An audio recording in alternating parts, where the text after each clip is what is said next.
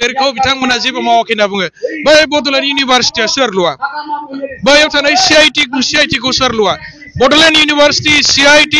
medical college क'क्राझाराव थानाय आरो बेनि बायदि गोबां उदाहरन दङ नोंथांमोननि पर्बतजरानि नैबे स्टेडियामखौ सोर लुआ बेथ' हाग्रामा महिलारि सारनि समावनो जानाय ना बैयाव थानाय गेस्ट हाउसखौ सोर लुआ साब डिभिजना सोरनि समाव जाया गासिबोथ' हाग्रामा महिलारि सारनि समाव जानाय बावहाय थानाय मेडिकेल माने सोरनि समाव जाया बेयाव थानाय माखासे माने स्कुलफोरा सोरनि समाव सरकारि जाया गासिबोथ' जोङो नायबिजिरना नायबा हाग्रामा महिलारि सारनि समावनो मावजोबखानाय लुजोबखानाय दा बेनिखायनो रायजो राजाफोरा आरोबाव फिन खेबसेबाव हाग्रामा महिलारि सारनि सरकारखौ नागिरदों आरो देरहागोना रोखा सरकार दागोनाबो रोखा जाना दं जोंहा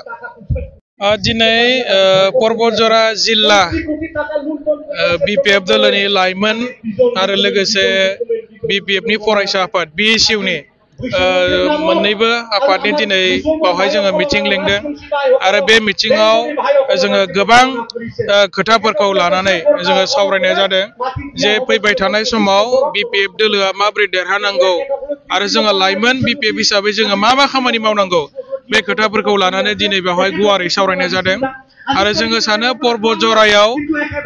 मोनसेबो बेरेखा हान्जाया बेयाव गैया आरो गोख्रों नङा दङबाबो दा बेवहाय जोंहा थाखानाय MCLA मुनमुन ब्रह्म बायदेव बिथाङा माने फैबाय थानाय BTC काउन्सिल इलेक्शनाव गोबां बुरजा भट मोननानै देरहागोना रोखा जाबाय पर्बतजरानि रायजो राजाफोरखौ UPPL सरकारा माने थगायबाय नालाय दा बिथांमोना बुंदोंमोन जे पर्बतजरायाव मोनसे पलिटेकनिक कलेज गायसननाय जागोन होननानै लामा दालां मावनाय जागोन बावहाय स्कुल कलेजफोरखौ सरकारि खालामनाय जागोन बायदिसिना गिदिर गिदिर खोथा बिथांमोना गावसोरनि इलेक्शननि समाव बेबायदि खोथा होदोंमोन आरो दिनै गावसोरनि खोथा होनायखौ गावसोरनो लाखिनो हायाखिसै आरोखि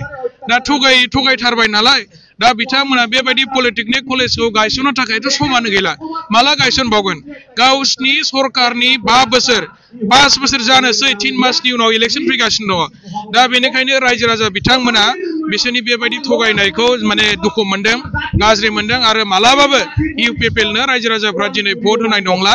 आरो बावहाय BPF आनो जोबोद बुरजा भट मोननानै देरहागोना दिनै 100% रोखा जाबाय आरो BTC ओनसोलाव हाग्रामा महिलारि सारनि दैदेननायावनो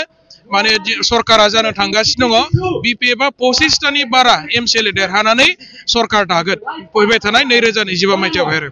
बरगारि बिथाङाथ' जोंनि सिनियर सासे दैदेनगिरि बेबायदिथ' जेबो खोथा रायलायनाय जायाखै आरो खाम्फा बरगारि बिथाङाथ' दा BPF नि खामानिखौनो मावगासिनो दं आरो UPPL आव हाबनायनि कोनो प्रश्न फैयाखै खारन UPPL आव जोङो बयबो नायदों बयबो मिन्थिखायो जे UPPL आव माने राजखान्थिनि जेबो भबिष्यत गैखाया दा बेनिखायनो जोंनि BPF दोलाव थानाय रावबो दैदेनगिरिया UPPL आव दिनै हाबनाय नङा UPPL निफ्रासो दोंनो VGDC चेयारमेन सोरबा मेम्बार सोरबा ब्लकनि लिडार सोरबा माने गावसोरनि सेन्ट्रेल लिडार जोंनि BPF दोलावसो हाबगासिनो दंना दा जोंनि BPF निफ्राय रावबो जोंनि दैदेनगिरिया दिनैनि तारिखाव UPPL आव थांनाय नङा मानोना UPPL आ आरो माने जेबो भबिष्यत गैला बिसोरो सरकाराव फैफिननो हानायनि कोनो सुबिदा गैखाला खारन बिसोरो दिनै रायजो राजाफोरनो गावसोर खोथा होनाय बायदि मोनसेबो जेबो डेभेलपमेन्टनि खामानि मावनो हायाखै दा 17 बोसोराव हाग्रामा महिलारिखौ बिथांमोना जेबो मावाखै होनना बुङो बै बड'लेण्ड इउनिभारसिटिया सोर लुआ बैयाव थानाय CIT खौ सोर लुआ बड'लेण्ड इउनिभारसिटि CIT